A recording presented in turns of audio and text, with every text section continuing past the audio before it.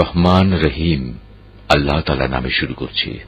এরা কি জানে না আল্লাহর কিতাবে যা কিছু এরা গোপন করে আবার নিজেদের স্বার্থে তারা যা প্রকাশ করে তা সবই আল্লাহ তাআলা জানেন। এদের আরেকটি দল যারা একান্ত অশিক্ষিত নিরক্ষর, এরা আল্লাহর কিতাব সম্পর্কে কিছুই জানে না। আল্লাহর কিতাব যেন এদের কাছে একটি নিছক ধ্যান ধারণা সর্বস্ব পুস্তক মাত্র। এরা শুধু অমূলক ধারণাই করে থাকে। সেসব লোকের জন্য ধ্বংস অনিবার্য যারা হাত দিয়ে কিতাব লিখে নেয়, তারপর দুনিয়ার সামনে বলে এগুলো হচ্ছে আল্লাহ তাআলার পক্ষ থেকে অবতীর্ণ শরীয়তের বিধান।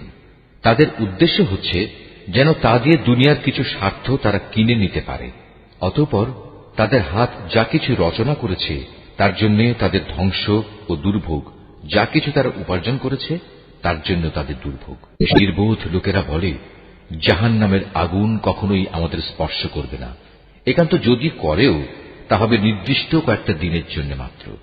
হে নবী, তুমি তাদের বলো, তোমরা কি আল্লাহর কাছ থেকে এমন কোন প্রতিশ্রুতি আদায় করে নিয়েছ? আল্লাহ তাআলা তো কখনো তার প্রতিশ্রুতি ভঙ্গ করেন না। না তোমরা জেনে বুঝেই আল্লাহ তাআলা সম্পর্কে এমন সব কথা বলে বেড়াচ্ছ যা তোমরা নিজেরাই জানো না। হ্যাঁ, যে কোনো ব্যক্তি স্বেচ্ছায় অপরাধ করেছে এবং যাকে তার পাপ ঘিরে রেখেছে, এমন লোকেরাই হচ্ছে জাহান্নামের অধিবাসী এবং সেখানে তারা চিরদিন অবস্থান করবে।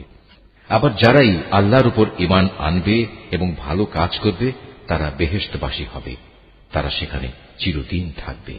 যখন আমি বনী ইসরায়েলদের কাছ থেকে এ মর্মে প্রতিশ্রুতি নিয়েছিলাম যে তোমরা আল্লাহ তাআলা ছাড়া অন্য কারো ইবাদত করবে না এবং মাতা পিতার সাথে সৎ ব্যবহার করবে, আত্মীয় স্বজন এতিম মিসকিনদের সাথে ভালো ব্যবহার করবে, মানুষদের সুন্দর কথা বলবে, নামাজ প্রতিষ্ঠা করবে, যাকাত প্রদান করবে, কিন্তু এ সত্ত্বেও তোমাদের মধ্যে সামান্য কিছু সংখ্যক লোক ছাড়া অধিকাংশই অতঃপর সেদিন ফিরে গেছ। এভাবেই তোমরা প্রতিশ্রুতি থেকে মুখ ফিরিয়ে নিয়েছিলে